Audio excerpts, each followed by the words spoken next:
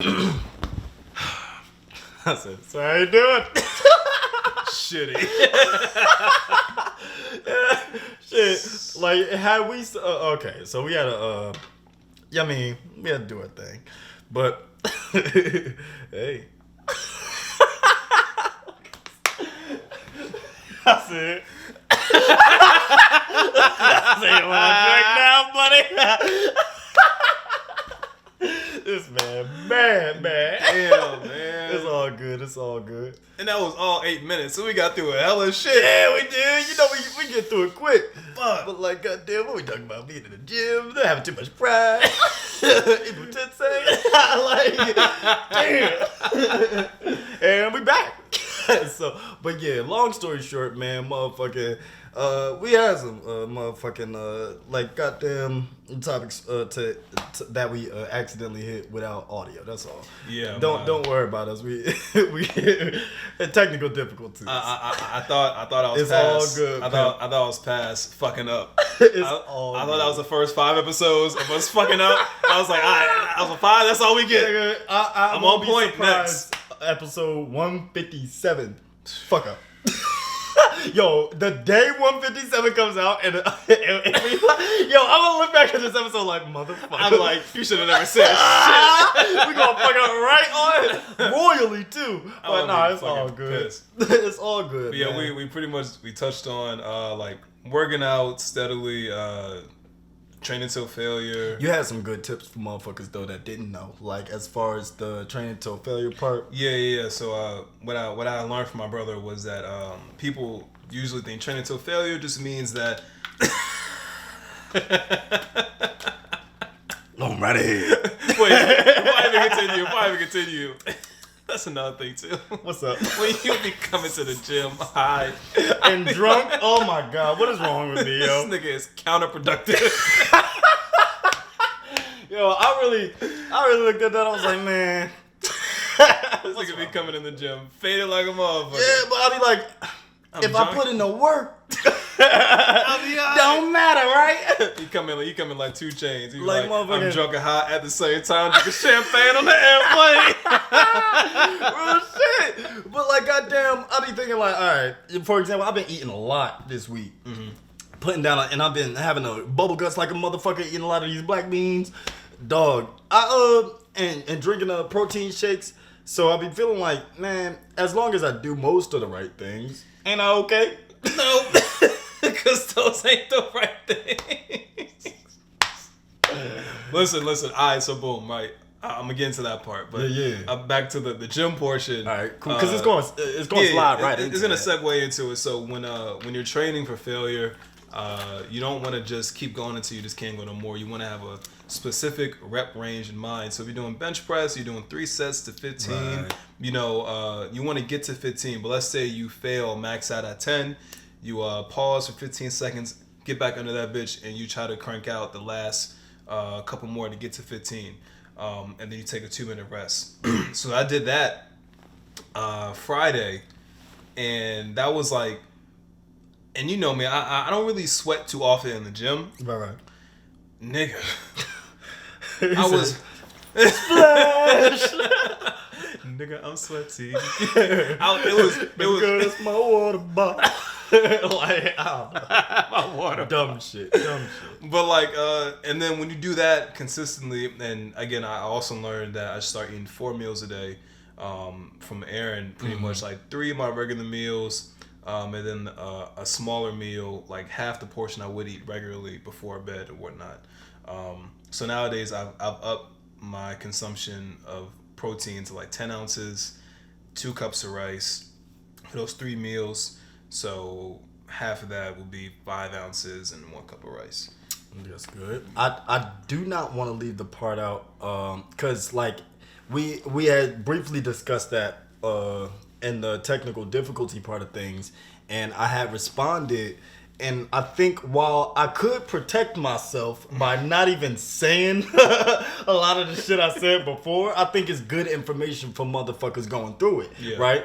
But I got too much pride to take a lot of that advice or to move in accordance with what a person who's been through it or through these experiences and has accumulated success maybe in a gym or here or there, and they're like now giving advice out, I've never felt like another nigga should be teaching me how to be a better man. Right. And so like I gotta remove my pride. And that's when and that's why I think I touched on just when you're again what you put into the system. Yeah, self-awareness. Your self-awareness. Your esteem. Yeah, and like when you just begin to like naturally flow into that direction, like that the pride has to kind of just take a back seat, because what you actually do want to take pride in is the work and the process that you're putting in. I was like, all right, if I sacrificed saying that I need to remove my pride, low self-esteem, nigga, you gonna mention the motherfucker that was in the gym trying to help me, and I slapped his head. I didn't want to say it. I said, nah, you ain't gonna make me look like an old bitch up here. Remember what happened. So I'm gonna tell the story one more time. He said, one more again. Just put it back. I had to put that back. So this nigga is so prideful. We was in the gym. We were doing fucking incline bench press, and this big fucking husky dude who skips leg day. He's just nothing but upper body. Nigga legs look like mine. He literally looks like Mr. Incredible before he started, getting back into his superhero shit. Yeah. Just big up top and little legs. So he comes over to us while he's about to fucking push up. It was incline. It was an incline. That shit hard. I ain't gonna hold you. So he came up and he was like, hey, little boy, you gotta do it like this. He was like, I hear you. You almost said my real name. He said, man. My cousin. I said, you about to reveal everything. But this nigga, he went to put his hand on this nigga. He was like, whoa, buddy, I'm not gonna hurt you. But the funny part was, when he said that in my head, I was like, you don't like that. You knew it was going down. Like, you saw the nigga walking over. You said he tried the same shit with you one day. He did, like, I was doing the fucking John, like the pulls, like the back pulls, and you laying like down, and everything. I was doing that shit, and he was like, hey brother, when you do it, you gotta stick your chest up like this, and but you know what's funny? Like that. And I was like, oh, okay. That's a whole nother thing that I think about, because like a nigga like that, you just said, right? He skips leg day. It's clear. Yeah. But like motherfucking a nigga like that, he probably is insecure as well. Finds security in the parts that he's good with. If we was doing squats, he wouldn't have come over there to help us. Yeah, no. You know what I mean? So like as I think about him, like, peep, and it doesn't help that his name was Rob. Yo, one of the same. That's your white counterpart. Oh, fuck Rob, nah, Rob ain't fucking with me, man. But pretty much we was talking about how, like, just practicing doing things with intention that you just want to be better in. And that's not even just the gym, that's just with life in general. Real shit. Practice being more secure in yourself, practice, being less prideful, practice 100%. Doing things with with an open mind and shit like that. Like, doing things more intentionally. And I can even say for myself, just if I'm just speaking in terms of just like my love life, and I don't know why I thought your hair was like hanging down further. You know why I'm pulling at it. Another thing I had to mention again, but like motherfucking, I look good from the front, right? I be seeing myself in the mirror before I get here. I be like, hey, yeah. Never did I think to do this in a motherfucking mirror and look to the side like this, cause that shit look crazy on the last episode. And I was just like, man, fuck them niggas, man. I know somebody who like it. I'm telling you, dog. You looked A1 when you had the shortcut. I know I did, but listen, I'm trying to get one. There's two reasons I haven't fucked with my hair. It's been like 2 years, dog. One of them is because it's been so long. It's just like now I feel like, man, I'm stuck in my ways. Like I'm Frederick Douglass in this bitch. And the other one is like motherfucking. Well, there's a couple more reasons there. You already got the shortcut, so this gives us dynamic on here, right? I mean, but that don't really mean nothing, though. Yeah, however, I started off like this, right? So if I get the shortcut, they're gonna look at this like, he trying to be like this nigga. Nah, I'm my own man. I'll have my hair. But like, the third is because I haven't given my sisters or my mom a chance to do it. I might say, I feel like if you actually start to style it more, like, and even if you don't style it, like when I have my hair, like, because I got nigga naps. You know what I'm saying? My shit gets mad coiled. But even then, I would still. It does. I was about to say, I see the waves. But that's because it's mad fucking coily. I said, that's mad European. Because all waves are is curly hair that's like smooth down. That's all it is. Makes sense. So like the reason why it goes like this. I saw the motherfucking story you put up with the barber cut. I was oh, that's inspiring. I said, that's inspiring. I do want to cut that. So what's that nigga number again? H. Where you at? Man, that nigga locked up. Like he gotta be. That nigga gone. Yeah, man. He behind bars. Cause it's not when his lady reached out to you, it's not like she said he was like, I mean, like something was. He ain't on vacation. But I mean, like he doing the bid. Something up. You ain't. Yes, that nigga doing the bid. Nigga got 25. Yeah, that shit was mad inspiring. I was like, yo, I would look mad good with that. Yo, and that's another thing too. And this is even on back to that. I feel like we're jumping all over the place. Yeah, but we have to get to a lot of stuff that we missed. The one of the dudes who I showed you, Austin Dunham, the dude who does like calisthenics and shit like that. I think I sent you his page. Yeah. The funny guy? No. Austin Dunham. He does calisthenics. He's like real busky and shit like that. If I showed you, you'll remember. He has like a shortcut, but.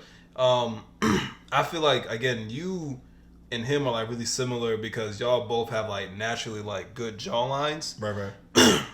That's just a plus for any nigga. Like it's so on everything. That's a plus. I told you from the beginning, like nigga, if I had that jawline, I'll forget this beard. That's what I'm laughing at because it's so funny what niggas compare or see in other niggas and like try to perfect it themselves, right? Yeah. Like, you have a beard, nigga. But yo, honestly, you know and that's the thing too. So again, he grew a beard. Right. Even though he already had a solid jawline, and I was doing shit for him as well. But he doesn't need the beard because he's structured facially. You know what I'm saying? And I feel like you don't know how structured you are because you've been afraid to shave it. Nah, dog. I'm not inspiring you to shave it. It's a dope beard. Well, I'm saying every time I've shaved it, like my cheeks are more. You know what I'm saying? However, you've been working out a lot more. Yeah, my face slimmed down. Yeah, that's what I'm thinking. I'm like, yo, but it's not like you not probably don't know where you at. Nah, I know. Oh, it's not. I said, oh, it's not. I know the sound of a nigga knowing himself. It's not personally where I wanted to be, but it definitely did slim down a lot. Right. So like, I think I showed that picture while smiling. Yeah, that old John. Yeah, nigga. You look like a fat nigga, and I was never fat. I was skinny fat. I was like, yo, who is this nigga? Who is this fucking Theodore? This nigga look like he hiding food in his cheeks. Nah. I was gonna say nuts in my mouth.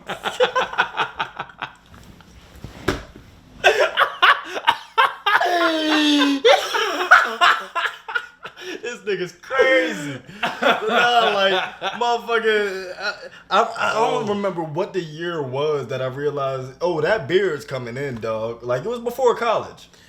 I mean, it didn't really start growing probably until like my junior year is when I really started letting it grow. And that it was like the chin strap motherfucking jump. However, I can't even blame myself. That's my dad's fault. Fuck him.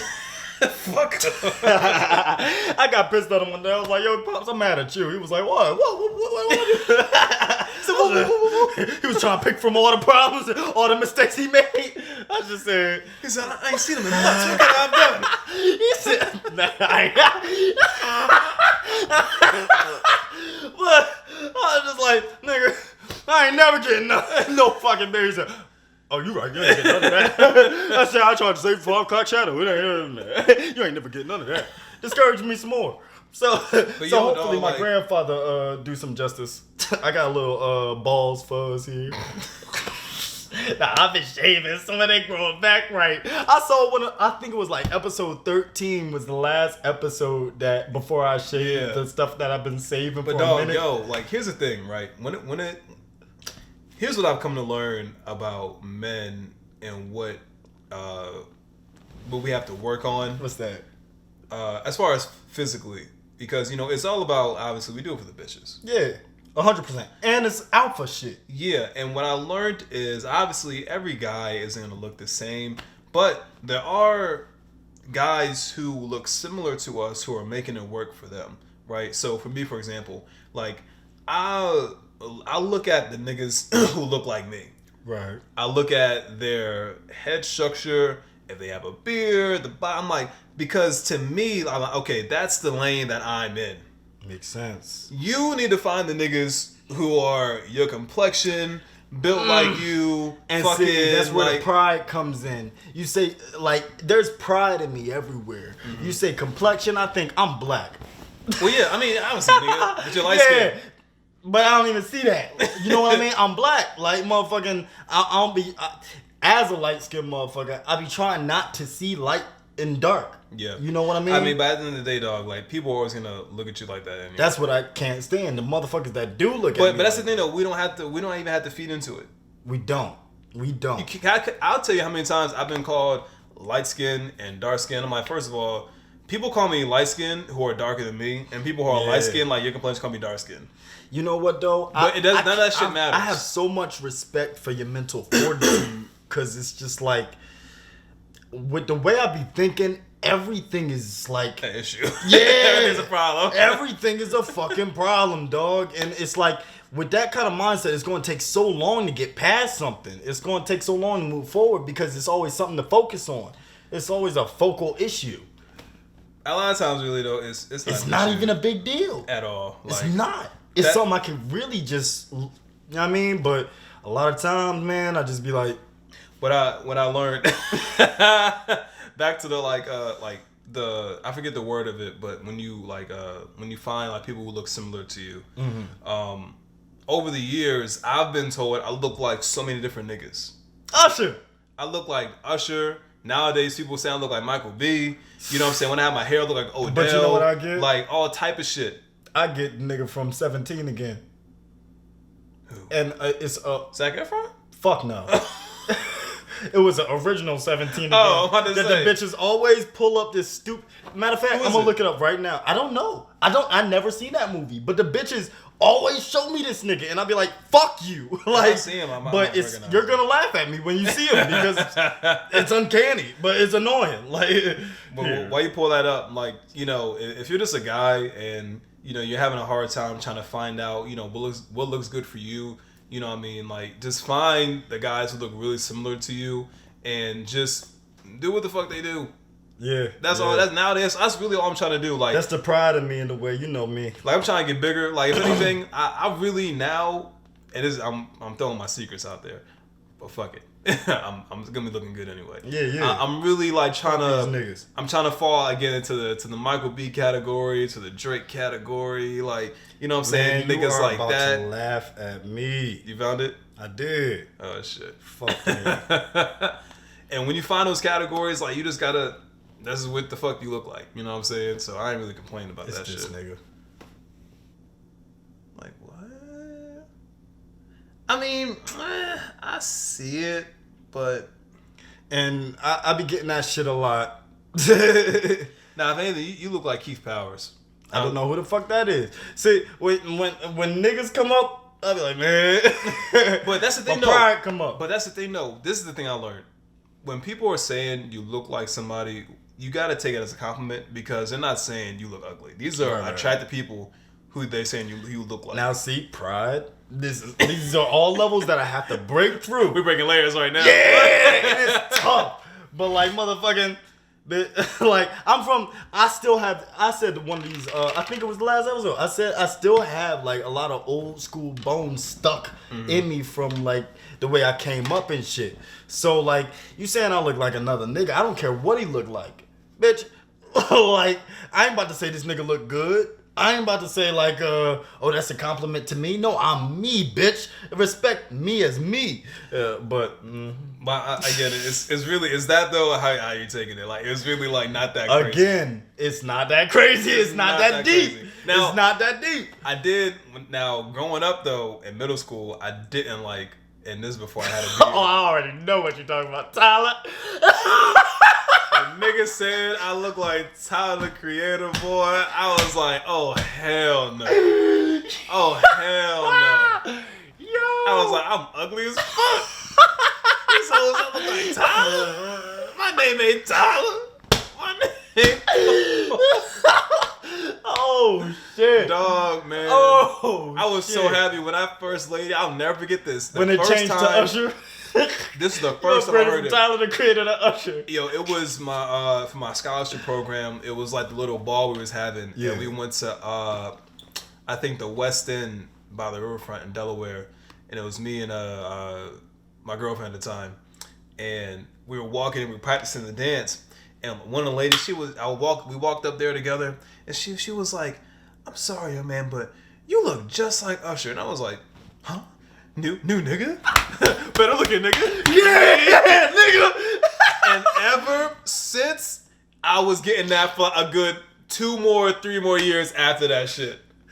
After. The drinking energy just came. I was laughing at myself. I was like, oh. This nigga did a backflip. I said, girl, I'm ready to fight, nigga. I'm sorry. I'm a drink. I got embarrassed. I realized that. I was like, yeah. It all went in slow motion. Fuck me. I called myself on. I was like, I got problems. I can't wait to see that shit. I got problems. I'm hot as shit. Yo. I got problems. But we getting through it. I'm listening. We haven't had a goofy ass episode in a while. I'm glad, cause like we still hit on topics, but like we be dead ass serious. Yeah, we be like it be no time to laugh. Yeah, we be real. We be dead ass, man. If we want to stick on some funny shit, right. I had this this topic I want to bring up. I'm listening, and I want to get your opinion on it. All right. What would you do if your girl was flirting with a guy in front of you? Fuck her. And not sexually. You know, I'm not mad at a dude. I've had that done to me. Right. You know, where I've been a nigga that a bitch is with her nigga and she want me. Right. So I can't even get mad at a dude for being in the position of being a better nigga than me. Right. You know what I'm saying? I've been the better nigga. Right. Like I get mad at the disloyal woman who I'm standing beside. Fuck her. So in that moment, right, you out with your shorty. Yeah. And you know, let's say you're out in a public place and you're just in a surrounding of people. You know what I'm saying? And it's a nigga close by and they start conversating. Busky. You know what I'm saying? If that's your idea. You know what I mean? Whatever it is that attracts the woman. But if the best nigga. Yeah, if that's your idea, like whatever he looks like, but she's talking to that nigga. She's laughing at his jokes and shit. Yeah. Fucking like looking at him dead in his eyes. Yeah. And you peep it in that moment, like, are you gonna walk up and say something? Or you like Nah, I keep it player. And when we leave, you leaving by yourself, bitch. Catch a ride. You know what I mean? Like, you'll be in the car like, I heard everything you say. Fuck that. I'm being in the car by myself. You ain't even leaving with me. Like, leave with that nigga. Like, if that's what it is. But like, I say that because like it's a beautiful thing. I went to Hibachi joint with old girl.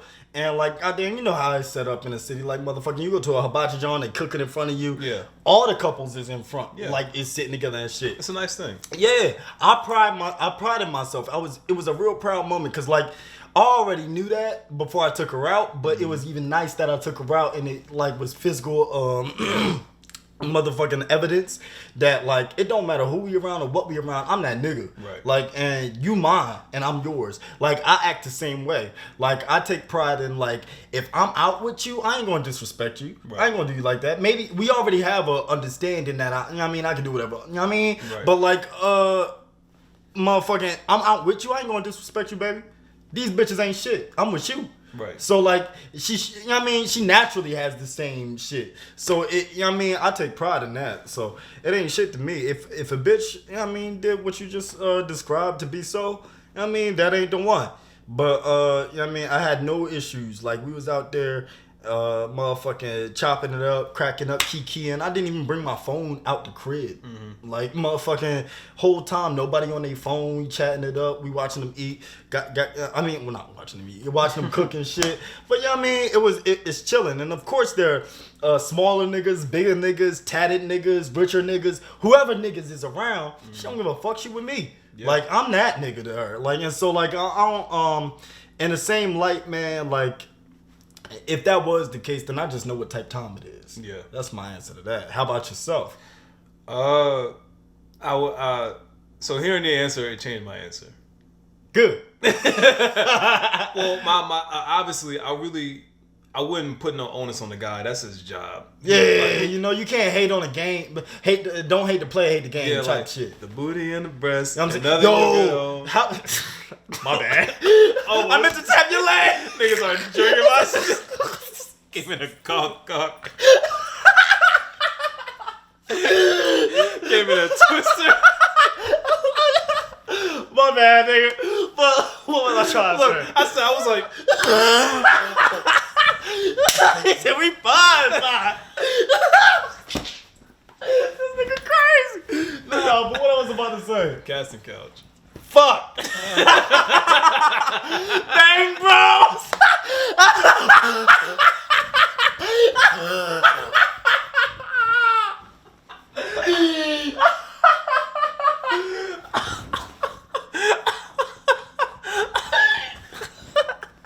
I just picked. Yeah, I could tell.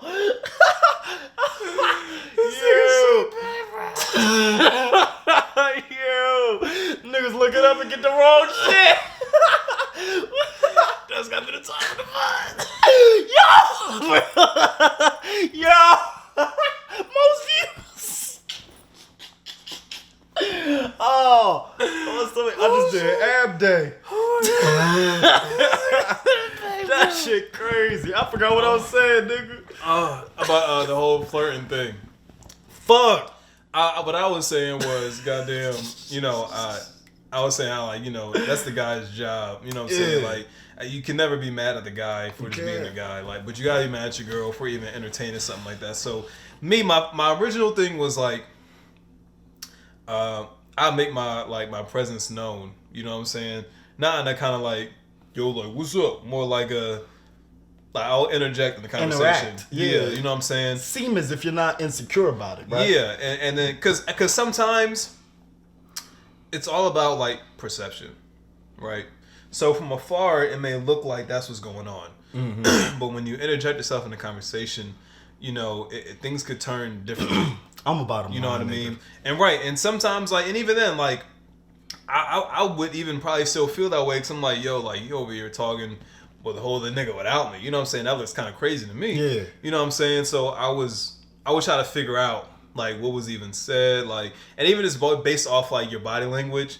Like nowadays, I can kind of tell when a bitch is flirting. I put it to you like this. I told old girl, like, I was just like, man, like, we even joke about it nowadays because we're getting to that threshold of comfort with each other where we're like, oh, you, like, you know what I'm saying? Like, she'll make it like, she'll be like, she'll see me, for example, in the morning, like, I'll check the weather or something, or I'll look outside and shit, open the door and shit, but I'll be butt ass or something, and she'll just be like, oh, you, like, you know what I mean? Like, just trying to be on each other, jokingly being on each other's ass, but, like, motherfucking, we know, like, like I said, I'm a bottom line ass nigga. Like, you ain't about to, like, that subtle shit is disrespect to me. Yeah. That subtle shit is I know how we met, Right. bitch. Like, you ain't about to, I mean, I know what flirtation looks like. Right. I take that as an offense to me. And that's what I'm saying. Like after hearing your answer, I'm just like, well, if I were to see that, like, I wouldn't. Like nowadays, anything else, I wouldn't even feel the need to talk about anything because you just showed me. You just showed me, bitch. And no words can even take away from what I saw. Right. You know what I'm saying? So, and nowadays, that's kind of where I'm at with it. Like, well, bitch, like, fuck you. You did it to yourself. Yeah, you did it to like, you just showed me what I need to be like. I don't know if I told thank you. you. I don't know if I told you. Thank you. I would thank the bitch. My shorty, I'm listening, brother. I'm trying to find a way to put it now, cause alright, so boom. It sounds like okay, I'm listening. But this one shorty, you know what I'm saying? She you know, we kind of reconnected and everything, and when we were like chilling at one point, like she gave me a whole like attitude like randomly, but it wasn't about me. It was about something she was dealing with, but was giving the attitude to me. So I left it alone, and I was like, all right, well, I ain't talking to her again because, you know, you're not going to treat me like that. Right. You know, so I left it alone. Didn't talk to her for like 2 days. So she hits me back like, so you're just not gonna talk to me and da-da-da. I'm like, well, I'm gonna keep it real with you. Like, that attitude you had is fucking childish, and I'm not with it, and you can keep that shit, and I want nothing to do with it. And I felt good that I had enough respect for myself to just stand up for myself and know that I don't care how bad I want to fuck you. Right. I'm not gonna tolerate disrespect. I'm not putting pussy before my myself. And my pride and my honor. Yeah, that's what I was gonna say. Actually, in that regard, my pride is too big for you just to think that it's okay to treat me like that just because you're mad. That's childish. And damn pride. Let's Fuck not outta call here. it pride more so than just respecting yourself. Yeah, both go hand in hand in that scenario. So I'm telling her that, she's like, well, I'm sorry. You know, I really didn't mean to, and da-da-da-da. You know, please forgive me. I'm like, I forgive you. I'm not going to forget it.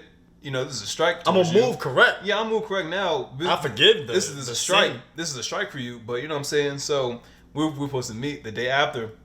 So she was like, so can we still meet up? I'm like, no. I'm like, you ruined that. She was begging to meet with me. Right.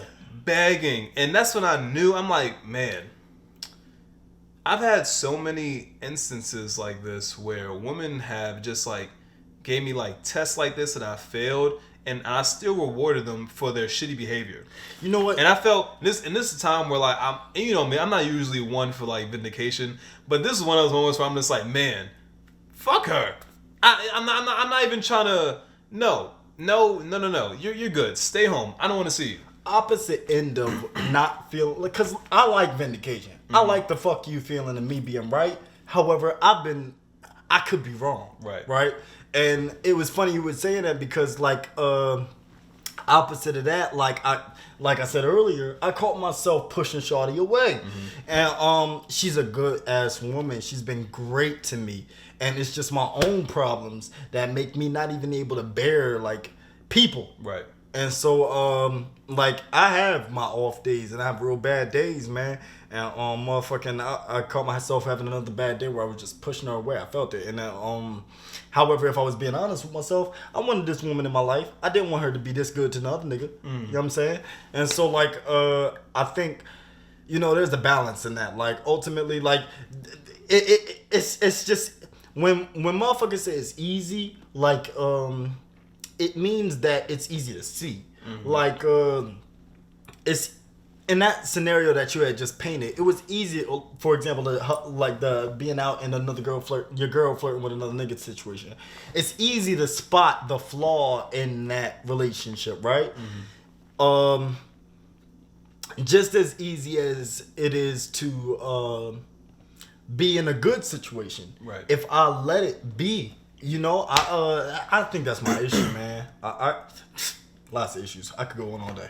I think, and that just reminded me too. I was having a conversation with Shawty, and you know, it was like she kind of got to a point of like wanting like more and everything, and Which Shawty? She wanted more, and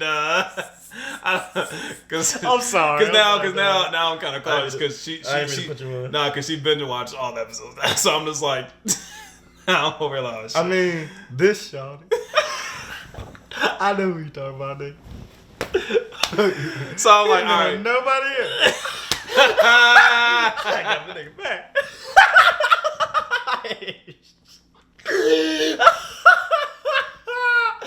Man, hold on. So we were talking, and she was like, you know, pretty much she would say like how, you know, she's at a point now where she kind of wants more, right. But knowing that that's not really what I want, you know, she was kind of. And I can kind of. Yeah, she was kind of like expressing that, you know, this may not be able to continue because of such thing, and we talked for a minute, and you know, I related to her so much just because, you know, just of who we are as people and what our experiences were, right. And the one thing that I kind of told her that she kind of realized, because again, it's something that I would do, is like just end up self-sabotaging shit. When shit is going right and things are going okay, that's okay. Yeah. It don't have to be the way you wanted it to be. You don't have to control everybody. And not even that. A lot of times, it doesn't even...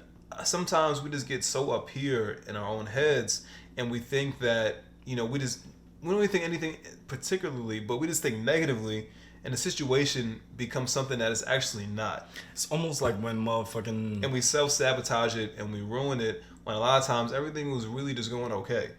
100%.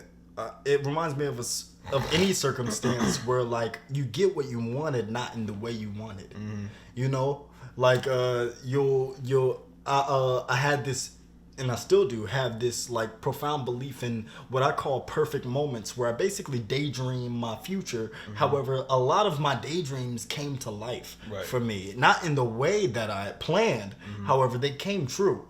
And so, I feel like that's part of that, you know, for that shawty. Like, she had visions and plans on how perfect things would be, and they're pretty much that way. However, it didn't come to be as how she planned it. Yeah. And so she's panicking. Yeah. And that's me. I can understand where she's coming from, because motherfucking, like, shit, man. Like, I got a good thing going. However, like, I'm not perfect in myself yet. My plan was that as a kid, I was just like, all right, right? You remember, you knew me when I knew the Jordan Babe, and I went to King of Prussia Mall, and I spent all my money on her, got trapped at the mall, and shit. And that wasn't the last time that I got played. Like, motherfucking, I went to Virginia, I spent my money on her again. She went back to the crib, ate the food. I walked all the way to the other side of town. It was just like, at that moment, I was 12, but I remember to this day, like, I was just like, fuck these bitches. Like, they don't want me because I'm me. They want me because I like them. Mm. Like, and it's, and a conversation that me and Shawty just had, part of it had some advice that you had given me. Yeah. He said I'm slouching.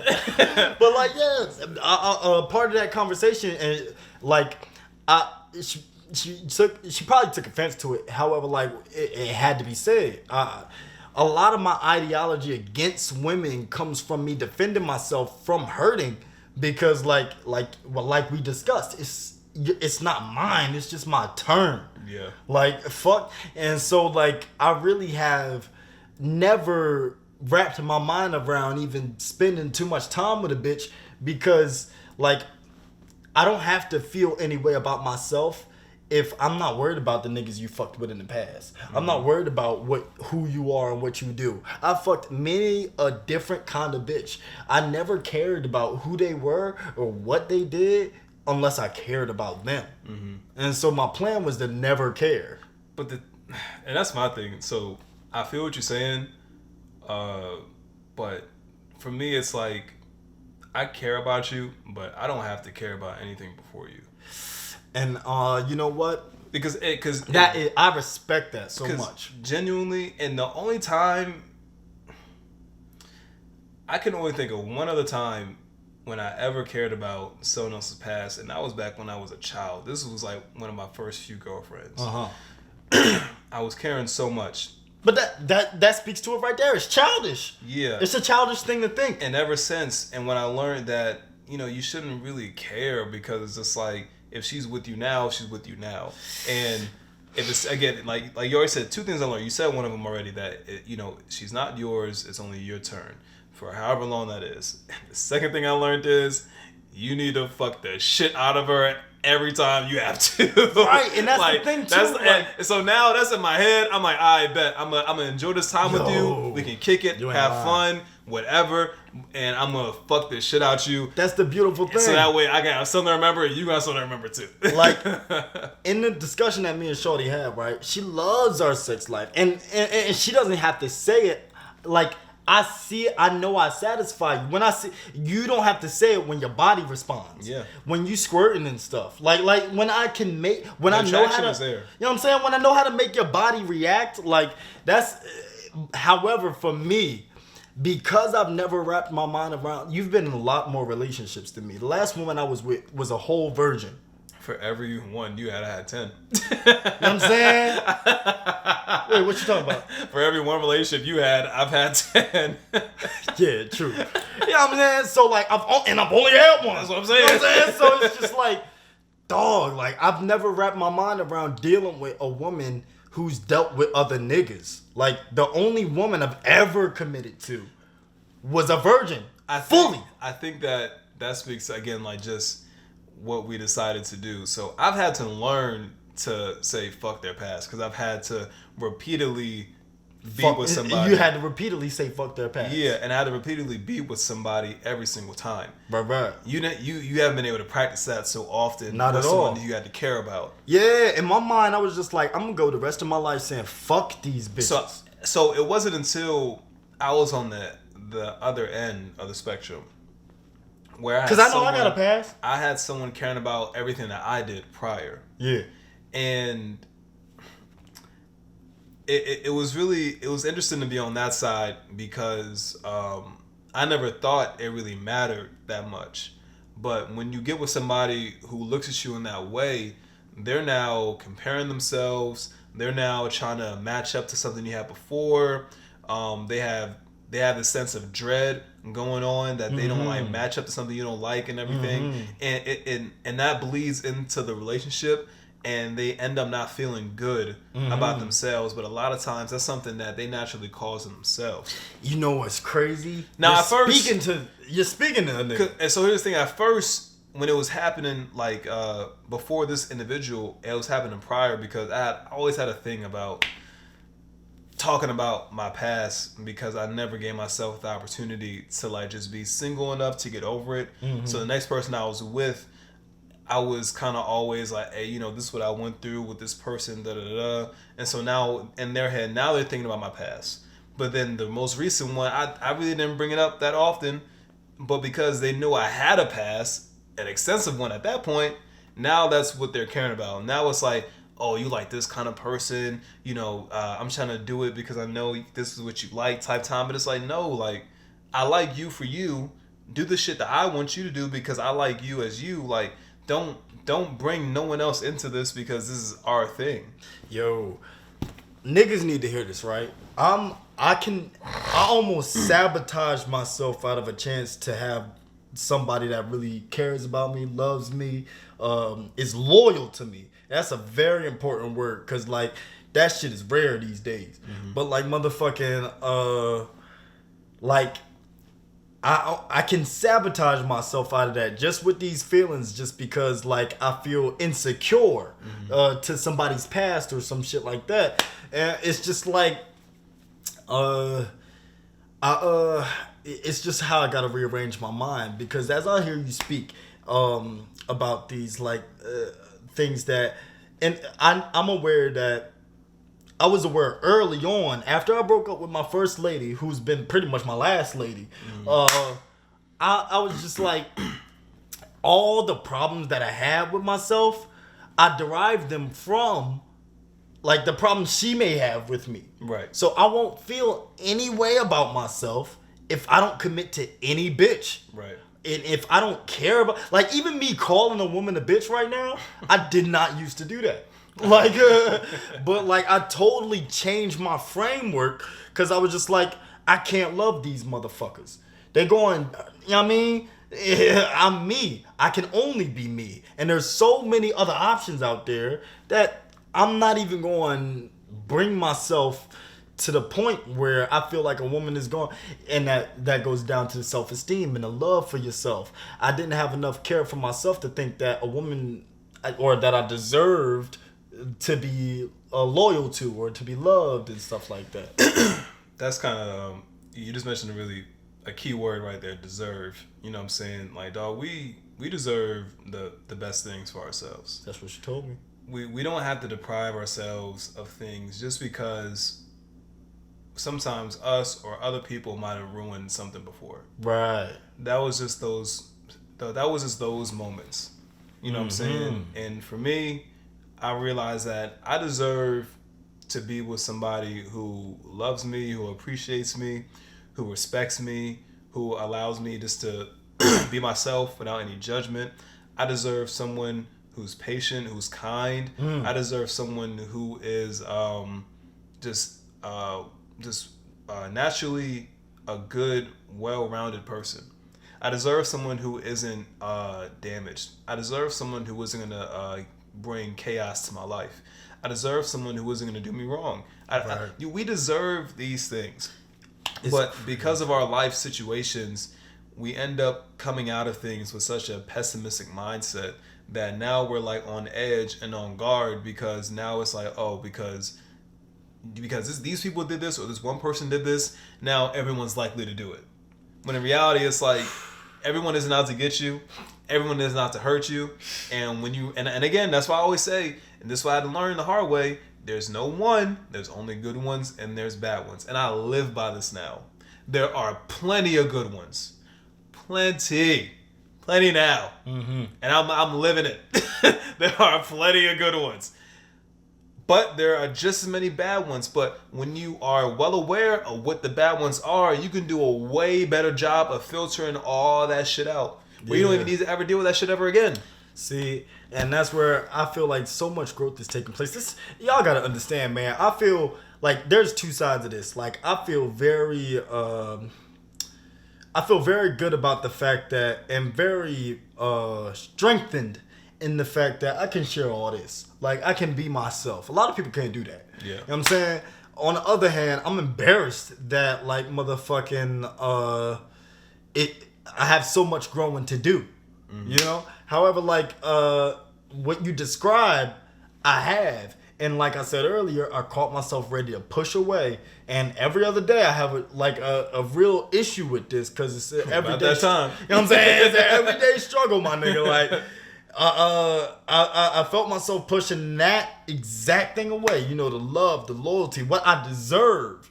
Like, I've been pushing it away because, like, my past experience have jaded me to the point, but it's deep. Like, it goes to the language that I hear my mother speaking, you know, on men, and the things that she feels, and the people that she won't forget.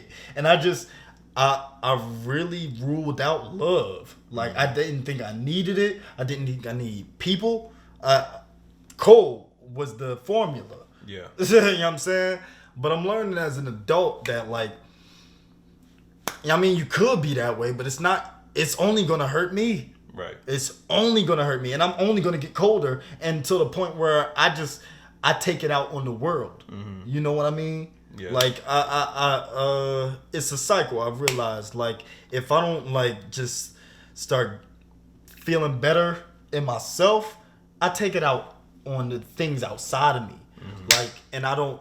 There was a point in my life around college. Like, where you at? Hold that thought. I gotta pee. We'll be back. Goddamn sweat, right? I got this. I feel like a pastor.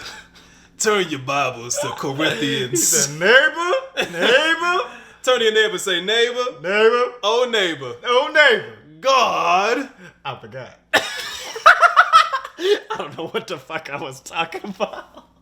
Nigga, I even typed in, I forgot. The Lord said, you're gonna forget more than you gonna forgive. You gonna forget more than you remember. You know, Jesus had a mind of an elephant. See, this is why I don't believe in shit. They said this nigga was white. My mom gonna kick my ass for saying that shit. Yo, but like, it's not like we bad people. Yeah. No, and I love that. Yeah. God, I was about to say, God, have some self-esteem. Don't send me to hell if I'm not believing in you. Bitch, show yourself. Anyway, he's like, you're the first one to go. See, but that's what I mean. I just called God a bitch. I'm going to hell if he exists. And that's what I find not fair. Like, nigga, just show me. But you know what, when though? When that rapture come, he gonna be the only nigga like, wait. Yeah, I'm be the nigga. And then motherfucker, like, but you remember that movie, I know you're talking about what, Seth Rogen and all. Yeah. I'm gonna be the nigga that was a cannibal and shit. Then start crewing shit. Fuck that. You ain't gonna kill me on this earth, bitch. Like, but if anything, like, what is it? You were talking about how you were, I don't know, well, before you get into that, you were talking about how you were going to college and everything. Because we were talking about your experiences with Shawty and how you were about to push her away, but you didn't want to and everything. I said, you got a better memory than me, man. Pull up the notes. You wrote it down, nigga. I said, I forgot. Like, as soon as I went to write this shit, I was just like, What do we say? I smoke too much. I drink too much. I got problems. I can't remember shit. But like, hold on. So I'm going through a lot right now. I said, fuck this dude, fuck these bitches, fuck these niggas.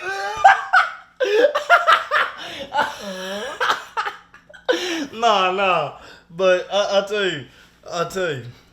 If anything, I have topics just for Please. this specific moment, right? Perfect. Back to what I was saying earlier. Because I know about, it'll wrap around. Yeah. So, like I was saying earlier with Shawty about how, she's begging me to come see me after I told her, I'm good off her and everything. Women really can't handle rejection. Because in that moment, she was like, I can't believe you're dubbing me. Like, I never get rejected like this. Well, nobody can. Think about it. Because as I think about it, like, say you say women can't handle rejection, right? Could you handle being the one rejected? Like, not rejected in the sense of, hey, can I have your number? No. Can you handle the rejection of? Here's the thing. You made a decision to cut this bitch off, and then you realize that it was not a good decision, and then you try to get this bitch back. I'm not. Or not even try, more so than you want to say never mind. Pride is in the way. You know this woman was good for you. You cut her off, and now you try and cut. Here's the thing. And I'm not saying in 2 weeks. I'm saying in 2 minutes or 2 hours of the time. Here's the thing. She's not good for me because in that moment, later on, she pulled some more fuck shit, right? You're talking about a specific woman. Yeah, the same person. Yeah, I'm talking about a circumstance, right? Well, in this circumstance, right? Okay. If we're talking about this. Yeah. Later on, after that day passed, we were trying to meet up again. Yeah. But she had called me when I was like half asleep. So I didn't even remember that we even agreed to meet. So I texted her like, hey, like, did we like say we were gonna meet up? I remember you calling me. And so she like, yeah, but if you want to, it's up to you. Yeah, so playing I'm like, games, right? Boom. So I'm like, do you want to meet or not? Mm-hmm. I mean, it's up to you. I'm like, I'm good. In that moment, all bets are off. I'm done. But that's a bitch you don't care about, right? But here's it. So this is some point I'm trying to get to, right? Women naturally come with abundance because they have the thing that all men want, right? They don't ever really have to face rejection, no matter what level they're on, physically wise. True. Like they all niggas are gonna end up wanting to fuck somebody. Some pussy. They're gonna bitches. You got pussy. No matter what you look like, you got pussy. All bitches gonna get fucked at some point. Yeah. Whether by one guy or all the niggas, it don't matter, right? But us men, we have to attract these things, and a lot of times we end up, instead of attracting, we have to chase these things. A lot of men are in scarcity mindset, right? But with that scarcity, you get rejected so much, you kind of just end up accepting it. You don't really think twice about being rejected. You've already been rejected by so many times before you get to the one bitch who say yeah. But women though, when they're trying to get with a guy, and let's say forget my instance, let's say the guy probably not even that into her off rip, and he's like, oh nah, shorty, like I'm good. A lot of women will be taken like offended, like what? Now they feel some type of way about themselves. Because girls, the reason why girls don't do most of the approaching is because they don't have to. Yeah. Niggas approach them. But when you're a guy who is getting approached by women and now you have options, you become the bad bitch. That's so funny, now too. You can be pushing bitches off like, nah, shorty, you good. I don't want all that. I mean, you paint it like that, right? And I think of, my earlier days when I'm starting off as the nigga who didn't get a lot of pussy and was now attractive enough to get pussy easily. Mm-hmm. Motherfucking. So now, I'm 25 now. I'm just weaning myself out of the stage where it's hard to deny pussy. You know what I mean? Like, because for such a long time, like, nigga, I wasn't the nigga you throw it at. Now you throwing your pussy at me, and I got situations and shit, but you throwing your pussy at me. Yeah. Like, it's hard for me to say no at that point. However, like, I'm finally getting to the point where, like, if I'm being real with myself, I don't know. I don't think I've reached 100 bodies, but I've lost count. I mean, like, it's really up there now. Like, and I'm just like with say with the great Miss Lady that I'm dealing with, like, motherfucking, this is the first time I felt like I understand what they mean when they talking about something more than sex. Mm-hmm. You know what I'm saying? And that's that threshold I was telling you about earlier, where like I passed that threshold and now I'm at another problem, like where with shit I never had to deal with because I never submitted myself to this lifestyle of like there's a good woman that exists. Right. You know, like I've always been like, fuck these bitches. I told you when I was a youngin', like after I broke up with Miss Lady, I was just like, yo, if she not a virgin, like motherfucking, if she not like got no experiences and shit, then there's no way I can see myself like, you know what I mean, giving myself to this bitch. It's funny that just hearing you say that now, I think about a lot of times women have they have a hang up when guys feel like that and this is why a lot of times women they don't even want to reveal that they've had other people because they know a lot of guys will look at them differently. Mm-hmm. And I kind of agree with this. Like you can't expect every woman to just be like totally pure and like an angel. You know what I'm saying? That's exactly the thing though. And especially at a certain age, like bitches be out here fucking. Yeah. And at this point, it shouldn't be a thing, right? And at this point it's like, bitch, if you fucking, I'm fucking. I mean, they gotta fuck somebody. Right. Fuck me too. Right. Fuck me. Like, just bring it to me too. I'm not gonna judge you. Just bring it to me. I want some. Share with me. I'm gonna give you some dick. That is easier to say when you're talking about a bitch you don't give a fuck about. Keep it a bean with me. Like, if you don't love a bitch, if you don't feel nothing for a bitch and you could just let that bitch go, there's no feeling there, so I don't care who you fucked before me. I don't care who you was before me. But if I'm actually putting time into you, if I'm actually considering placing you in my life as an important person, now I have to live with what your past was. Not necessarily. Nah. In my mind. Because, alright, so my last situation with Shawty, right? I gave 2 fucks about whatever her past was. Well, this is all insecurity then. I gave 2 fucks. And only because I knew that she was just so down for me. Yeah.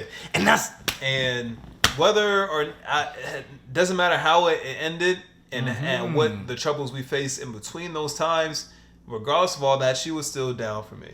And I'd probably even argued she probably was super down for me too. But I digress. The fact of the matter is, I was saying she probably still might be down for me today. I don't know. Yeah. Who's to say? Who knew? Who's to say? Right? That's not for me to say. However, it doesn't matter because at the end of the day, your past, someone else's past, you just can't change. That's where I'm just getting at. And maybe you've had enough relationships that you could have trained yourself through that feeling. I'm just getting there where I'm like, she's so down for me, it don't matter. Yeah. But like... And my whole thing is like, and here's the thing. Again, she's not yours, it's just your turn. And when it's my turn, it's my turn. I can't even put myself in a situation or in a mental head space where I'm like thinking about anything prior that was going on because now my focus is here. It's literally this. They talk about this in sports, right? Mm-hmm. Let's say you're playing football, right? You can't think about the last play and be festering on that because you're gonna fuck up the play that's happening right now. We need to score, my nigga. Right. All right. So what? You missed the pass. We have to run it. We're on third. You gotta do better this time, or you're gonna keep fucking up, and we're gonna lose. We're on 4th and 1. We're near the end zone. Oh, you dropped the pass. We have one more time to try this shit again. I'm throwing the ball to you.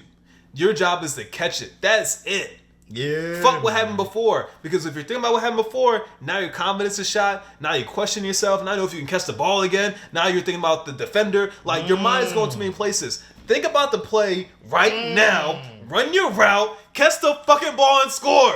Got me putting on the ugly face. That nigga spit. Yes, this nigga spit, nigga. But real shit though, like I'm thinking about it and I'm like, I got so much pride, dog. Or so much, whatever you call it, like, motherfucker. Shut the fuck up, dog. I be stuck. I really be stuck in the feeling, and I be in my feelings. I'll call it a spade a spade. I'll be in my feelings. I didn't want to say it. Fuck you, nigga. I'll be in my feelings. Like, I'll be like, man, fuck this shit, man. Like, but I'll be in my feelings, and I catch myself in my feelings, and then I'll be like, it's a I cycle. should feel nothing. Yeah, and that's I should feel nothing. And that's where, like, you need to change that path to let me figure out why I'm feeling these things. And I broke it down already. I mean, that has to do with insecurity in myself. So I have to love myself. Yeah. Right?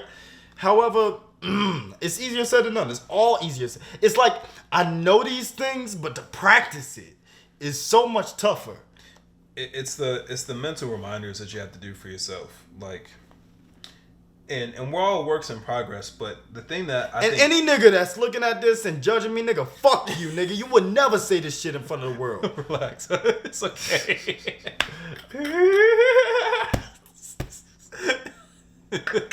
Pride, nigga, pride. But look, so the thing that's been helping me out a whole lot lately is just getting rid of, like, this self-endowed pressure on myself with time, right?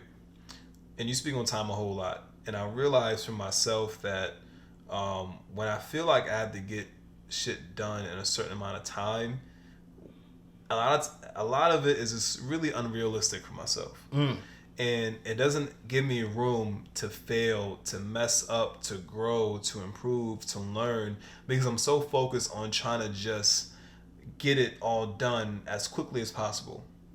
But that's not how shit works. It's not. And lately, these past few weeks, I've really been taking shit day by day. I catch myself when I'm thinking too far ahead.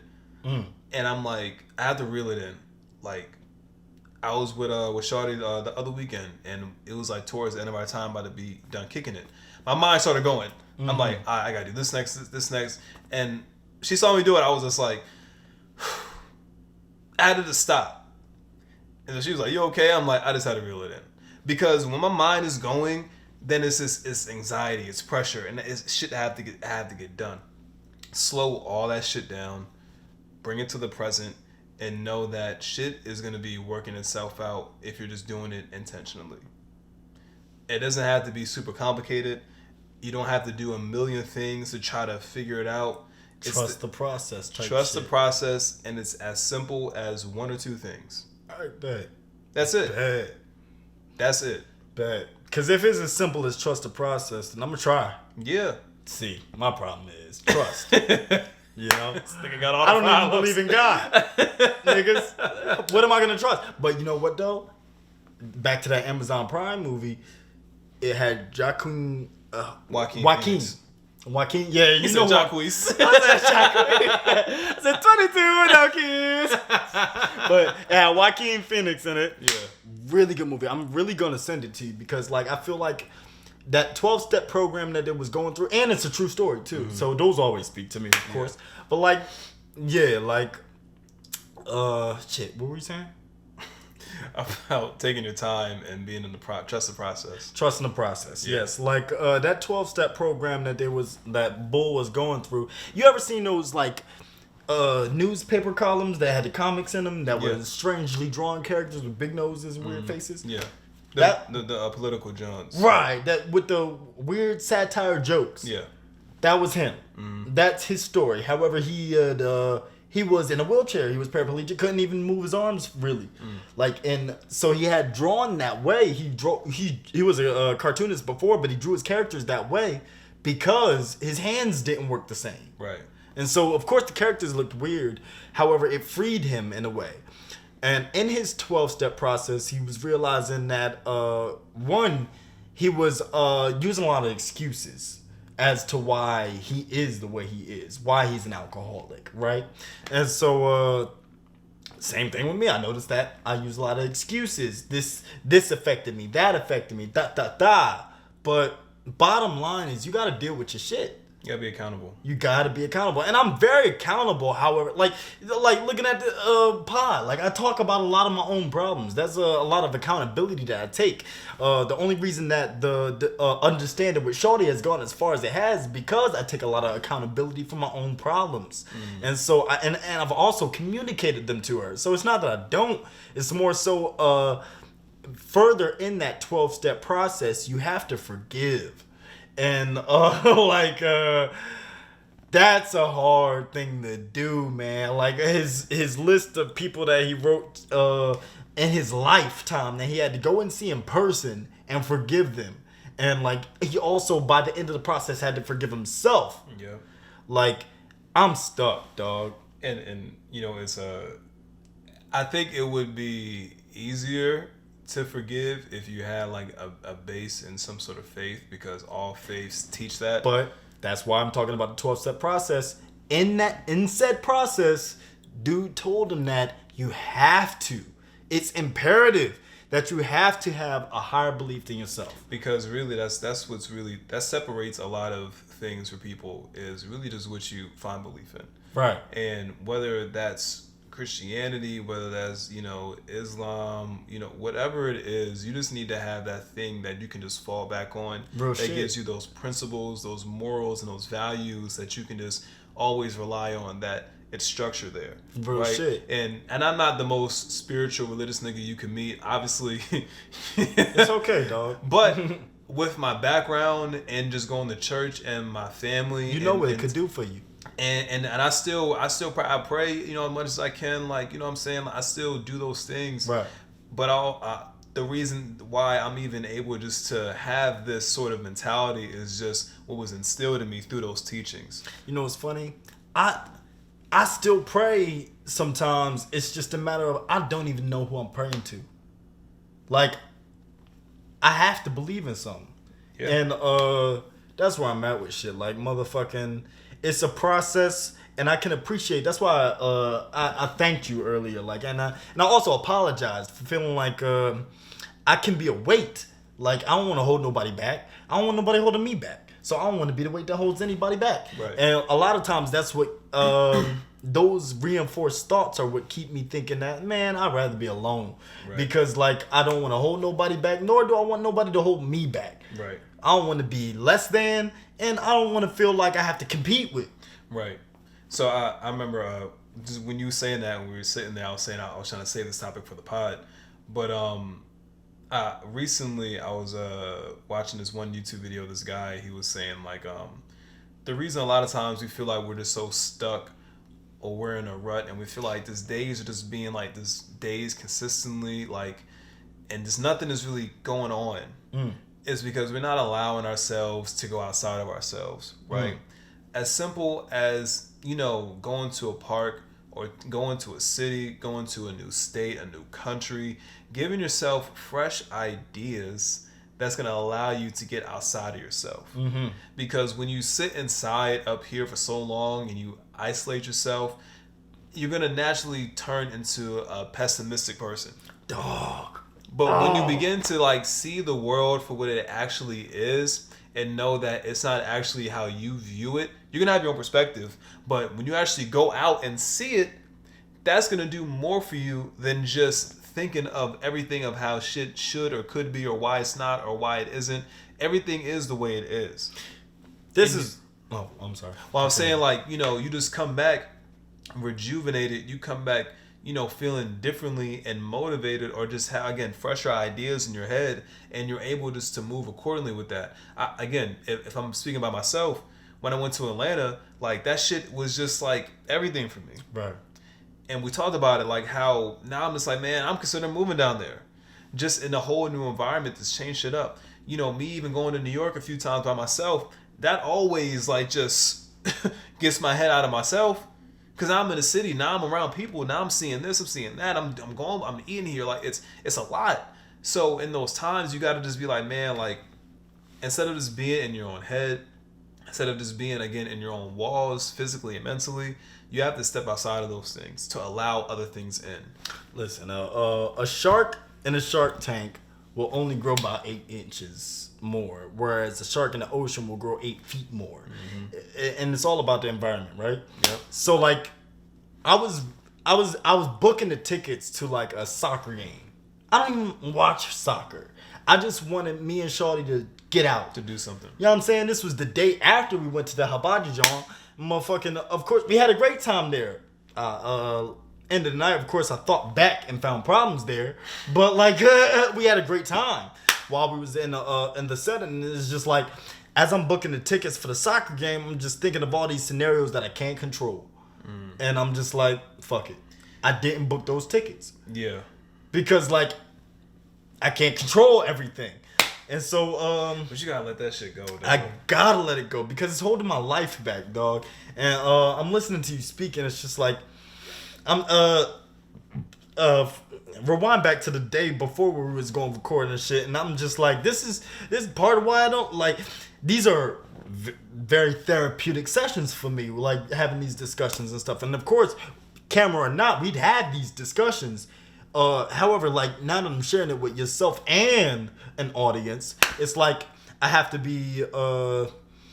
I mean, I'm always honest with myself, but now I'm honest with myself in front of people that don't know me. Yeah. And so like, fuck them. Like, like I don't want them to know me and shit. Like I don't want to. But by the same token, I take pride in the fact that I got the balls to motherfucking put my shit.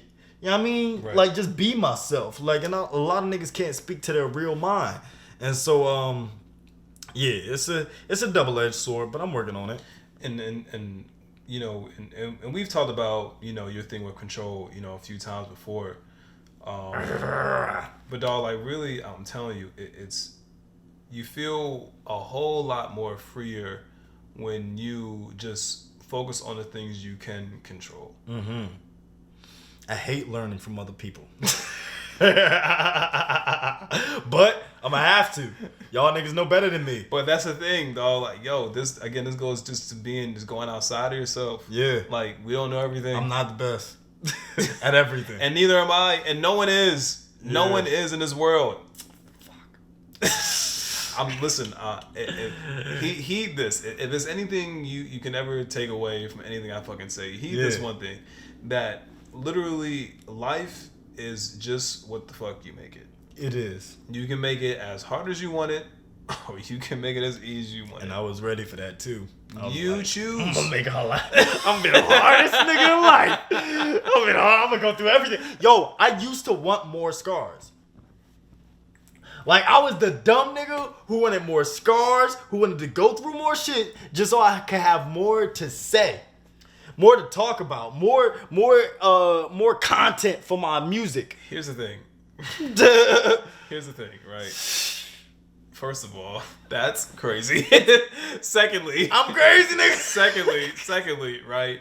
If you just allow life to happen, some shit gonna happen. Yeah. And that's when you begin to learn that you just are not gonna be in control of everything. Yeah. You can try 100%. your best to be cautious and, you know, not put certain things into your life. Yeah. But you're naturally gonna go through things and experience things. Yeah. I didn't know I was gonna experience the shit I experienced last year. I had no idea I would experience a lot of shit I experienced in the last 2 years when I first moved out. Mm-hmm. But I did. Dog. I mean, I don't mean to interject. However, I do say I'm so proud of you, and I thank you very much for just like your experiences and how they've helped mine. How you've been able to pour knowledge onto me. Like the shit is you can't pay for it. Like Yeah. it's priceless. Like I got a real good foundation, and like my personality. Like I'm so blessed. Like who would deal with this? No one. You know what I'm saying? Like, who? Absolutely no way. And that's the thing too, yo. Like, again, that's why it's important to have people who do care about you, who love you, because again, no one else in the world gives a fuck. Right. And a lot of people wouldn't tolerate none of that shit. 100%. That's why you gotta have people who love you for you and who, 100%. you know, who can accept that. You know what I'm saying? And 100%. and not accept that more so but than see more for you. That's why they see more for you because you're aware of it. Right. It'd be different if you didn't think twice about it. I was about to say it's a two. It takes two. Yeah. Right. Because like it's not like I'm all the way just a shitty person. Right. I'm self-aware it's just difficult. It's a certain hangups that you have. Yeah. But because again that you are aware of it, and you see that other people are willing to, again, just look at you differently and see more for you. Like that's what gives you the inspiration just to know that it's something else. Yeah. It can be different. Yeah. It doesn't have to be this way. Yeah. You know what I'm saying? I just did want to put it out there. I do thank you. I appreciate it, dog. It's for lack of a better word, because I can't put it into words, but like, yeah, man, yourself, my support system, like, motherfuckers really do care about me, man, and that's the only thing that keep a nigga going. Yeah. Like, I'd have been a killer. Real shit. Cause man, if you don't give a fuck about nothing, like if you really try to care about nothing, what is the meaning to life? I believe it. I mean, there are people out there who, I guess, well, if you were a monk, it's less for you to care about. You know what I'm saying? But Real shit. That who wants to be a monk? Yeah. However, I mean, some people want to be a monk, but however, monks don't care about the right shit to not care about. Yeah. I don't care about the wrong shit. Yeah. And I choose that because I be thinking, and that's a whole nother topic, right? A lot of niggas need to hear this too. My father is hard. Like, my father is like a real nigga, like in the perspective of real niggas things, like prison and emotionless, all this type shit. I pull from him. Like I pull my example from this nigga. Right. Like I wanted to be like that. I wanted to feel nothing. I wanted to, like, you know what I mean? And so, like, you learn and your own experience of manhood that, like, nigga, it's more to life and it's more to manhood than not feeling. That's the thing, dog. Like, it's so funny because, you know me sometimes. I be having such a hang up when it comes to women because, just bitches be bitches. But sometimes I do see some shit that goes by my timeline. It's like a girl saying like, oh, women, understand that men have feelings too. Right. Men care about things. Men feel hurt. They feel sadness. They feel pain. They feel anger. Men have just as many feelings as other women. And when and she was like, when women begin to look at men as these emotional creatures, you'll start to care for them a whole lot more than what you already do.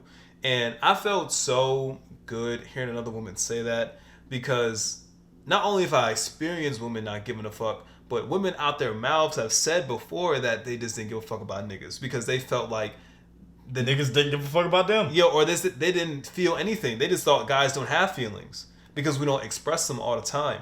But bitch, we're not fucking monkeys. Right. Like we have feelings, we just be hiding them. Yeah. and a lot of times it's for several reasons, but Protection is because we feel like a lot of times we don't have the words for them.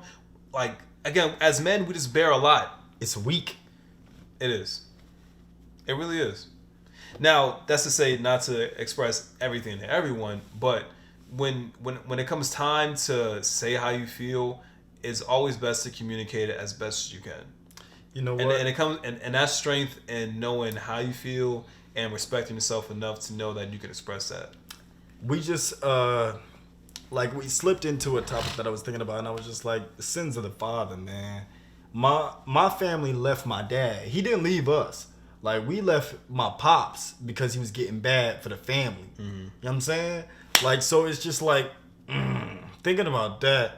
I'm like, it's just another example of the sins of the father. Like, my mom's told me when I was young, and we had a conversation in my adult life where she was like, I wish I never told you that, but like, motherfucking, she was just like, you keep acting this way, nobody's gonna want to be around you.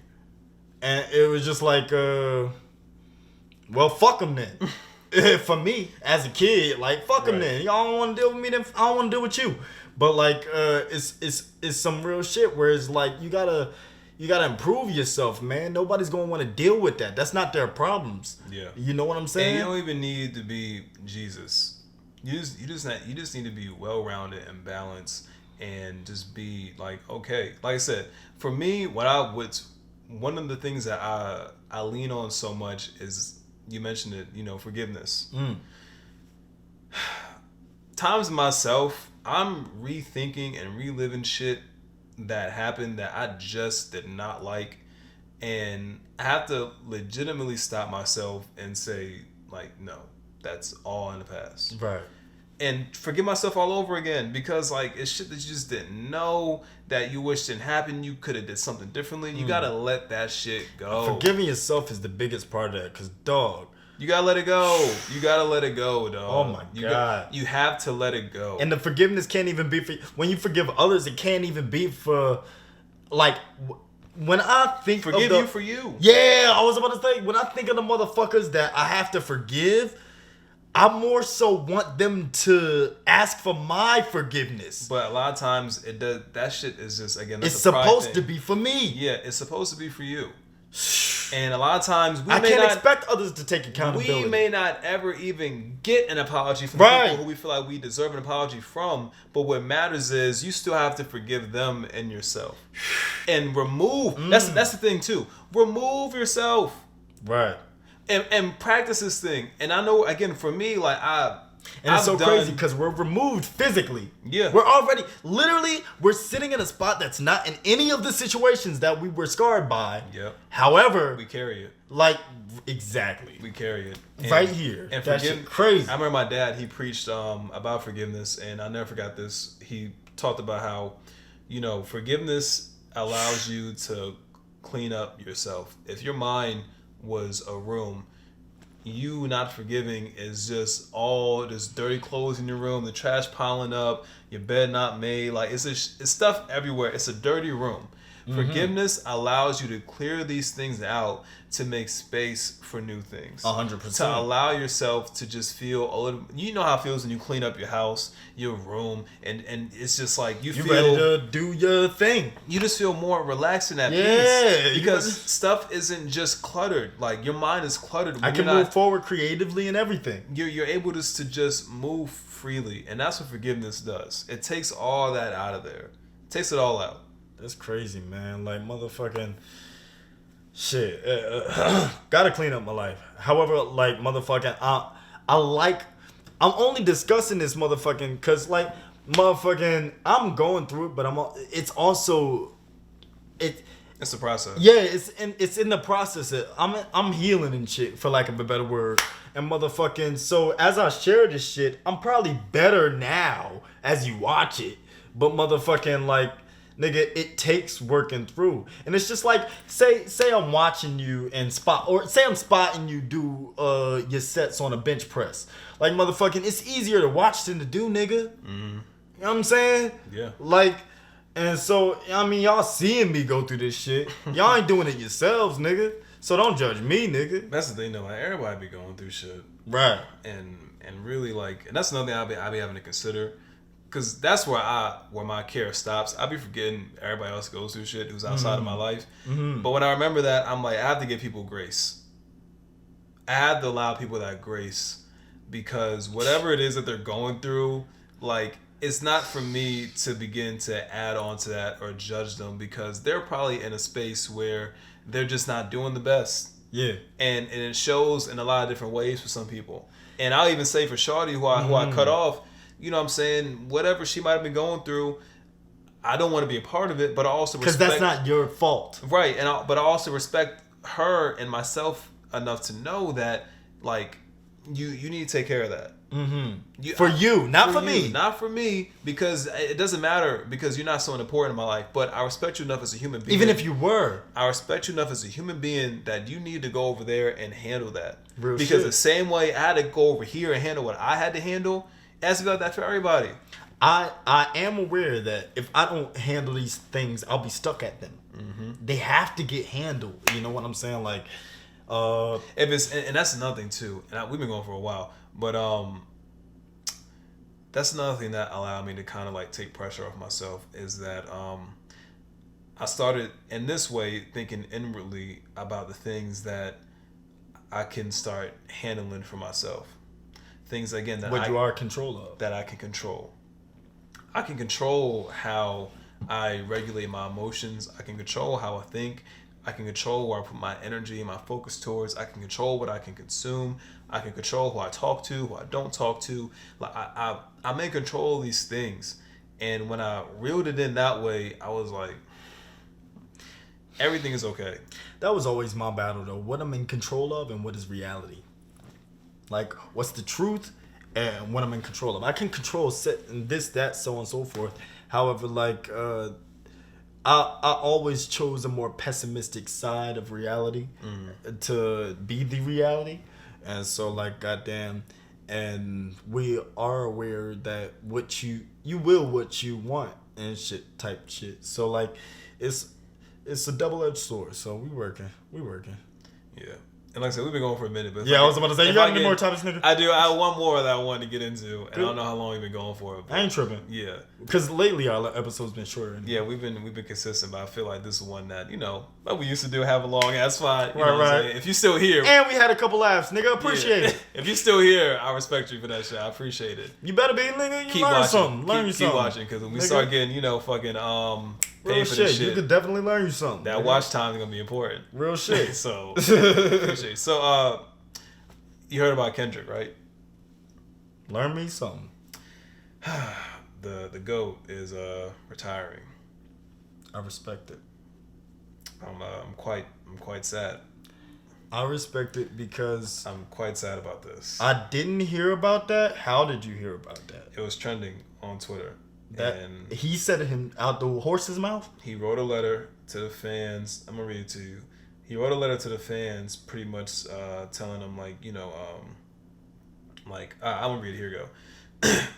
August 20th, 2021. I spend most of my days with fleeting thoughts, writing, listening, and collecting old beach cruisers. The morning rides keep me on a hill of silence. I go months without a phone. Love, loss, and grief have disturbed my comfort zone. Sorry. But the glimmers of God speak through my music and family.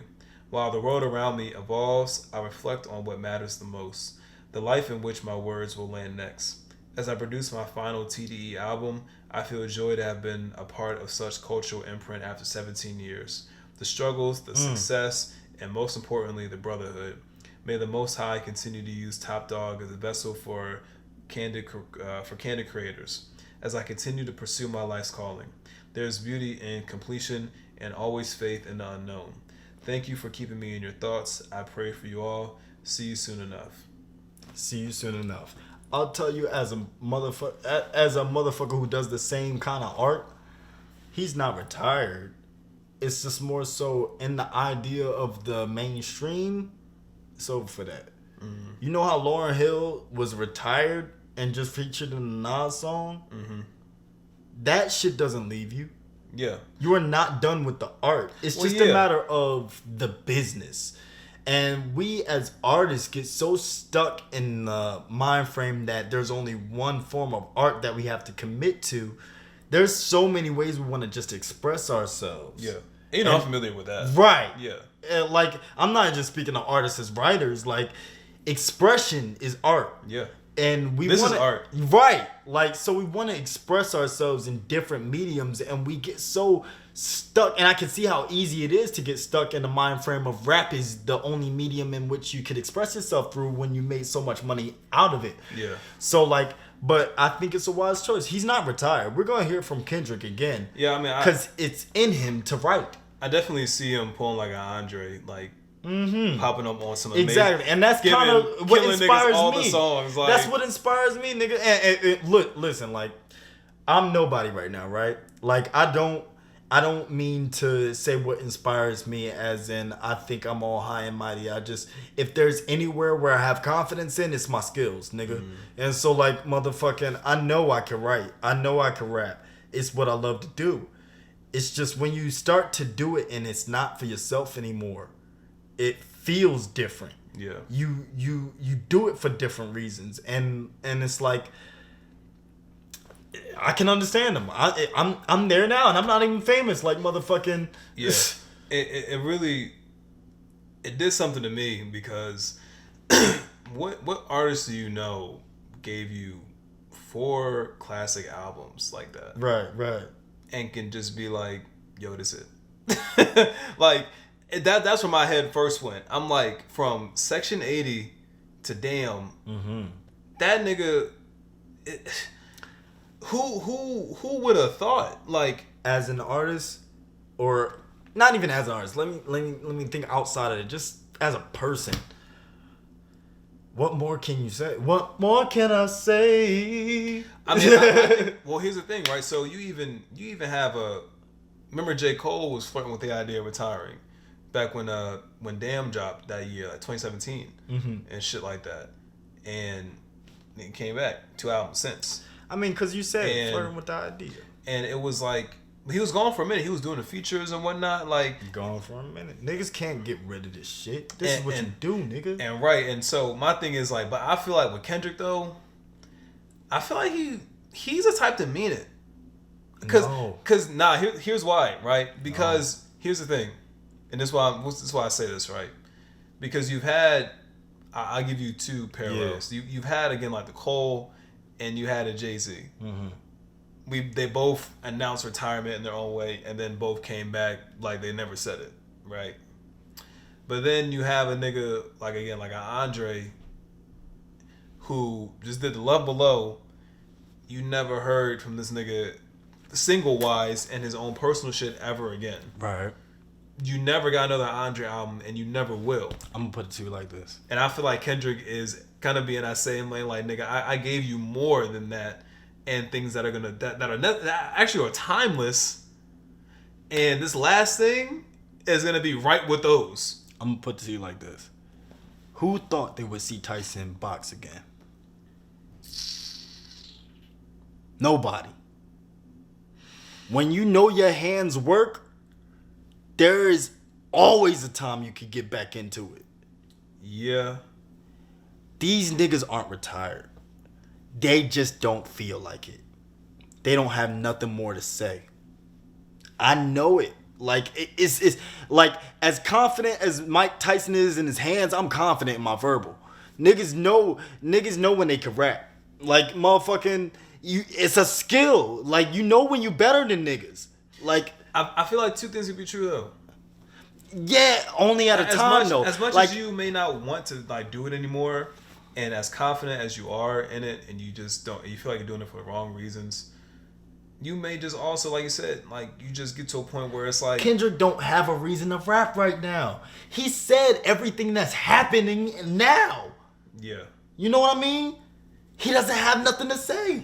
When I can't, I want to write so bad all the time. Right. I'm always in the mood to write. But when I know I ain't got nothing to say, I don't write shit. Right. Because I've already said what I gotta say. When I got more to say, I'm gonna write again. Right. Nigga, like, Kendrick ain't retired. Like, all rappers do this shit. Jay, all the motherfucking legends do this shit. Like, they say they're retired, but they can't quit because this is what they do. Like, I feel that. Like, so I know Kendrick, and it saddens me. But it doesn't even sadden me because I know I'll see him again. Because he can't quit.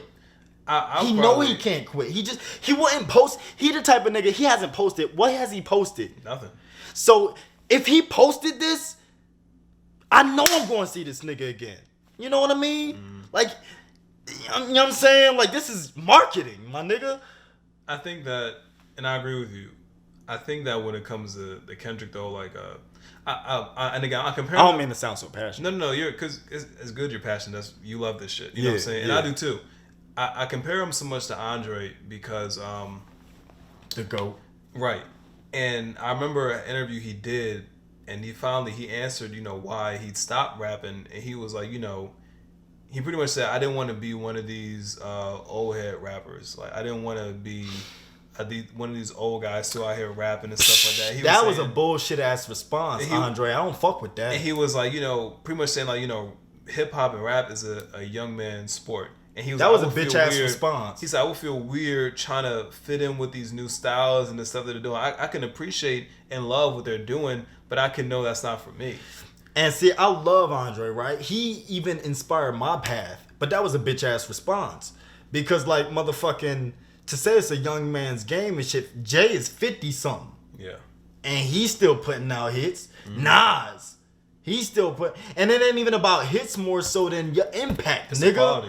You know what I'm saying? And that's where the quality of the game. And that's where I agree with you, because even his counterpart Big Boy is still making music. You know what I'm saying? And it's just like and I feel like, so that's bitch made to say that shit. And I think that when we go a little bit deeper, I think Andre was more in the funk. That's why he said that. And that's what I'm gonna say. If we dig a little deeper, I think it just might be something else other than him just feeling like, he didn't want to be like the old nigga rapper. But you know what though? Insecurity. Insecurity. And we all have it in different areas. However, maybe he was insecure. Yeah. He was good as fuck. Didn't see it because he's insecure. And if anything, he probably everybody think that because he's not spitting on that gangster shit, or because he's not banging in the clubs, because he's not selling out arenas. But that's the thing though, like he could, but he don't see it because he's insecure. And I see that. And like I said, and a lot of and I know those niggas his age who grew up in that era who I hope he see the shit. They're all because I love that nigga. I do. Yeah. But damn, nigga. Everyone from that era is still kicking. Yeah. Unless they did. If they want to. And a lot of them are. Exactly. Nigga, you still got Snoop out here doing a billion fucking things in the world. Exactly. You again his counterpart. You had Big Boy out here, Hove, Nas. You got still Wu-Tang niggas out here rapping, fucking like all type of shit. All of them still doing shit. Like and you can't, like you said, you can never take that away from guys who actually do that shit. Right. Like you see the kids, I seen Bull doing his, like he just taught me something, right? He put me on to how to punch in. And how to record a freestyle. You don't have to freestyle all the way through the beat. Just punch in, hear what you last said, think of something new, and rhyme with what you. You know what I'm saying? That's easier to do than I thought. Like I used to do freestyles in college, no punching. That's all they do. You know what I'm saying? But I'm thinking these niggas is freestyling on the beat the first time they motherfucking hear it, and they're this damn good. Nah, I knew they were doing that when I first saw Tory recording. Right. I never watched that type shit. I watch that shit all the time. I just learned that. So I'm like, yo, I'm about to go home and try that shit right now. I'll kill all y'all niggas.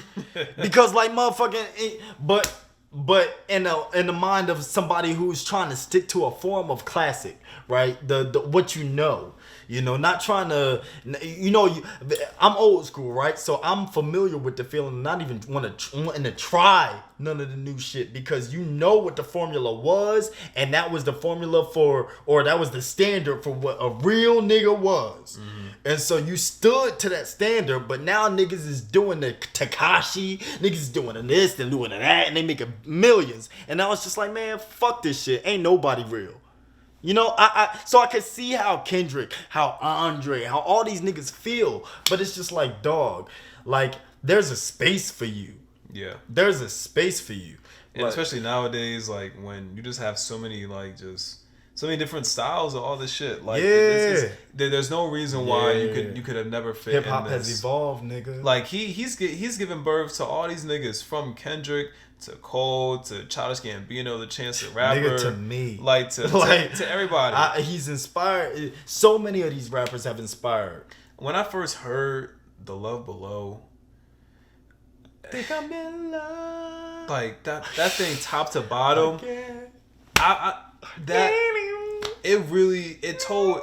So for me, how it inspired me was just the story aspect of it. Real shit. If you listen to that thing top to bottom, it's a whole story. Mm-hmm. It's legitimately a story, and that inspired me so much just to write and add this whole other element into like my own like writing and scripts and shit like that. Real shit. And then my ears started to become keen. Mm-hmm. So I'm just like, wait, this sounds like Childish. This sounds like Kendrick. This sounds like, and I'm like, oh shit, this is nigga. He birthed the nation. He birthed these niggas. Yeah. And I'm like, oh my God, off this one thing? Nigga. Off this one thing. However, I bet you that he don't even know that shit because he's so trapped in his own insecurities. Yeah. And I can understand that because like it's like Shorty told me, like motherfucking you don't see how valuable you are just because you don't value yourself. Yep. You know what I'm saying? Yep. And it's just like, dog, like 100%, like, dog, again, we've talked about a lot. I'm gonna wrap it around 2. I thank you. I thank Andre. I thank Kendrick. Because, and I know this nigga ain't retired. Like, motherfucking, you probably retired from the game, but you ain't retired from the art, nigga. You gonna release some shit at some point. I'm gonna hear you again, and I know it. And just hearing and rereading that see, because I only read it once. It was like it shook, and I put it down. Yeah. But reading that a second time, he said, "This is my final TDE album." Mm-hmm. I think artist speaking specific words, nigga. Yeah, I think he may be leaving TDE and just doing his own thing from here on out. But that goes on to it too. If you listen to Kendrick's content, he was ahead of some shit that street niggas was not ahead of, right? Mm-hmm.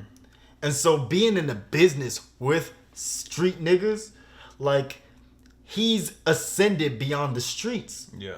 And so seeing past that, you got to be in control of everything to be able to really express how you really feel. Right. So final TDE album it may be, but we going to see another Kendrick project. For sure. Because this nigga wants to express himself. Yeah. And he probably going to be talking about TDE, nigga. Maybe. You know what I'm saying?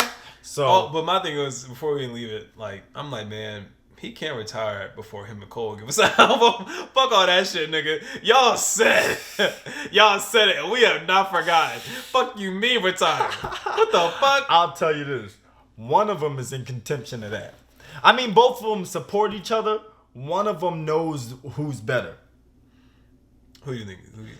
Cole. I mean, fuck Cole. Kendrick. Because the real shit is, dog, it's one thing to be intelligent. It's another thing to be intelligent and street smart. Mm-hmm. When you can speak to both parties, it's hard for the nerd ass nigga who went to college and never experienced any of this shit to relate. Mm-hmm. It's really hard. Because, like, a lot of street niggas can't relate to Cole still. Yeah. Joe just got onto the Cole bandwagon, you know what I'm saying? Mm-hmm. With this latest album. So it's just like, it takes a long time. Even I see that for a nigga like me. Like, I read the industry and what it's been going through, and I'm just like, dog, like, niggas, like, you got to be able to speak to different people. But you was a bigger Cole fan than when you was a Kendrick fan a while ago. Oh yeah. I remember we used to have like debates about this, and I was telling you, I'm like, yo, Kendrick is better, and you'd be like, I haven't heard live and shit. I hadn't, because he was mainstream, because he spoke to the streets, which is a bigger audience than the college and younger smart thinking niggas or something like that. I don't mean to offend, but like, it is what it is. Mm-hmm. But like, motherfucking, like, you know what I'm saying? I listened to Cole more because basically I felt like I could relate to his word more. Mm-hmm. Kendrick, he had a good word, but he was speaking to street niggas. I ain't been in the streets. I felt a lot of what he was saying. I'm not. Oh yeah, no. I mean, I can understand that. However, it was mainstream too. You also like a mainstream audience. I think you take to the Drakes. It's not easy for me to take to the Drakes. But at that point, Cole was mainstream too. Yeah, you're right. Yeah. However, because the conversation was always Kendrick and Cole. For me, what is it? My nigga Louise back in Virginia, like some Dominican boy, he was listening to Cole before anybody. Mm-hmm. Like the mixtapes and shit like that, and he put me on the Cole. And so I saw something in Cole before like a lot of niggas did. Mm-hmm. And so I stuck with it to see how it went. Mm-hmm. Just like Ugly God and shit like that. Like motherfucking, so it was almost a thing of pride again, because I if I feel like something's, I mean, I'm just gonna stick with it to see if I'm right. Yeah. And then I'm gonna stand by me being right thinking, but right, you know what I'm saying? But like both of them are really great at what they do. They're both great artists. Just speaking prospectively though, Kendrick would take the crown. Yeah. Listen to him and Busta on Look Over Your Shoulder. That shit was crazy. Enough said. Yeah. And just to leave off on that, like, if anything, if I could say to you, dog, like, I appreciate you. I love you. I respect you. I'm thankful I love for you too, nigga. You know what I'm saying? And another thing you motherfuckers won't do on camera, bitch ass. I love this nigga, man. You know what I'm saying? 15 goddamn years. Real shit, man. This my nigga, man. I appreciate him so much. I wouldn't be who I am without this man. Whether this nigga in his feelings, whether I'm out with a bitch, real it don't matter. Like it's always us. And to clean that up, I'm not in my feelings about him being with a bitch. That's not what I'm saying. I had to clear that up though, because niggas, those things are mutually exclusive. Yeah, yeah. He may be in his feelings. I may be in a whole relationship that's toxic. Whatever we're going through something. And we're here for each other. We're here to better ourselves. Yeah, and we've seen a lot for each other. We've done a lot for each other. We're just trying to just be better overall. You know, motherfuckers would never do a public therapy session. I don't want to hear shit. Yeah, nah. And that's the, again, we'll look back on these shits, dog, and be Real like, shit. man. I'm gonna be so much better. Episode 157. Look back to the same nigga. He like, I probably won't be damn. drinking. I'll be sober and everything. I'm like, man, wish I had a But drink. until then, nigga, Jerry Bird. kudos, y'all. We out this bitch. Peace.